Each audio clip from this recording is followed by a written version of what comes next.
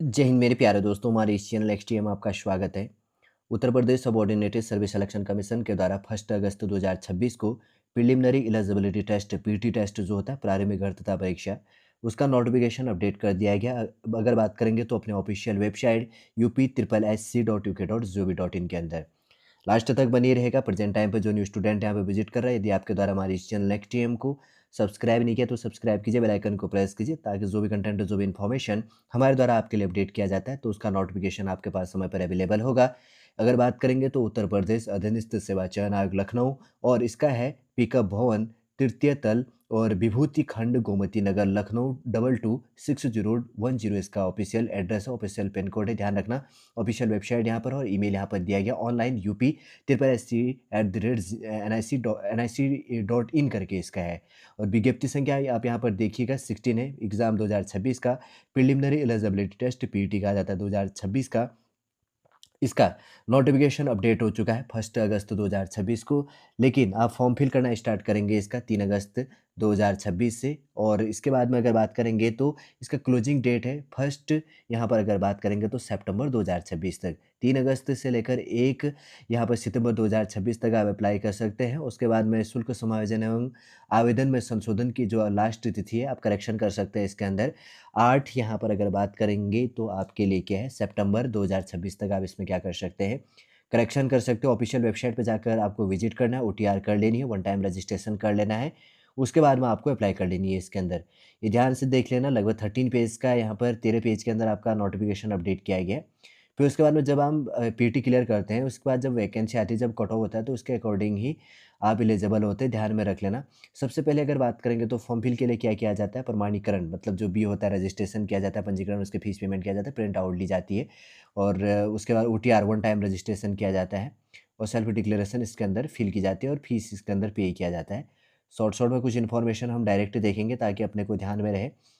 और इसमें फ़ीस काफ़ी इंपॉर्टेंट हो जाता है। यहाँ पर है अनरिज़र्व कैटेगरी के लिए total 185 rupees, other backward class के लिए 185 रुपीज़ है और शेड्यूल कास्ट के लिए 95 और शेड्यूल ट्राइब के लिए 95 और दिव्यांग के लिए पर्सन्स विद बेंचमार्क डिसेबिलिटी के लिए यहाँ पर 25 रुपये पीईटी का क्या है फ़ीस है।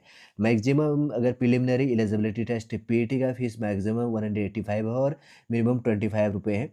इस कैटेगरी के अंदर कितना है हमने यहाँ पर इसके अंदर देख लिया और अब इसका प्रिंट आउट आप संभाल के अपने पास में रख सकते हैं।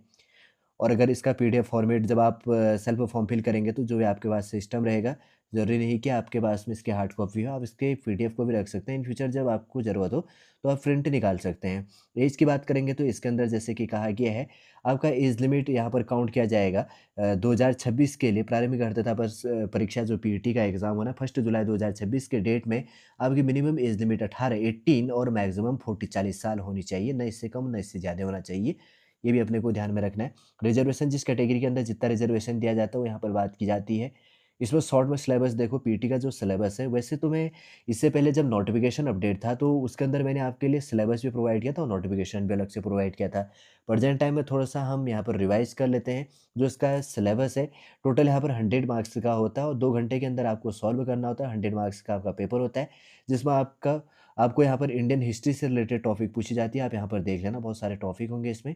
फिर उसके बाद में इंडियन नेशनल मूवमेंट्स जो भारतीय राष्ट्रीय आंदोलन है, सबसे पहले इसमें देखो शॉर्ट में ऊपर देख लेते हैं। यहाँ पर इंडियन हिस्ट्री के अंदर 5 मार्क्स का आपके लिए पूछा जाएगा, फर्स्ट टॉपिक है।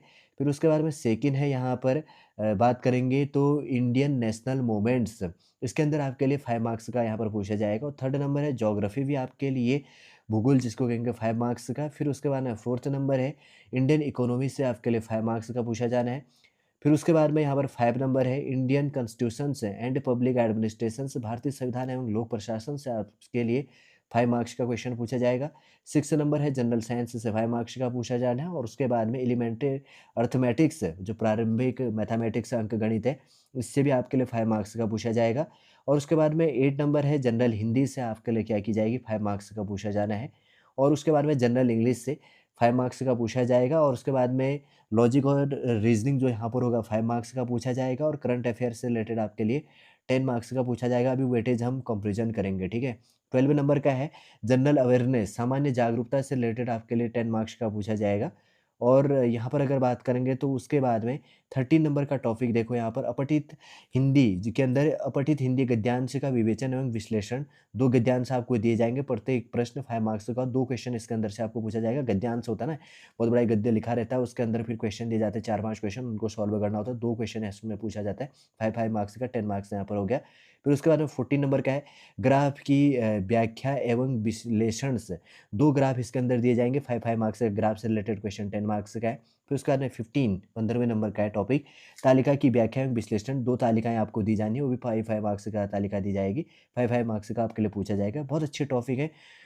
वेटेज बहुत इक्वल दिया गया है, 5-5 और 10 में दिया गया है। सारे टॉपिक जैसे हैं 5-5, जैसे Indian history, Indian political science, और उसके बाद में जनरल साइंस, इकोनॉमिक्स और मैथमेटिक्स, जनरल हिंदी आपके 5 मार्क्स के, और उसके बाद में जनरल हिंदी भी 5-5 मार्क्स का है। फिर थोड़ा-सा यहाँ पर करंट अफेयर्स, और उसके बाद में जनरल अवेयरनेस, और उसके बाद में यहाँ पर अपठित गद्यांश और ग्राफ से रिलेटेड और तालिका से रिलेटेड आपके लिए 10 मार्क्स का पूछा गया। साथ में देखिए हमने इसका सिलेबस भी अपडेट कर दिया, ताकि इसके साथ में अपने को ध्यान में रहे, जो न्यू स्टूडेंट है उनको ये चीज़ें ध्यान में रखनी चाहिए।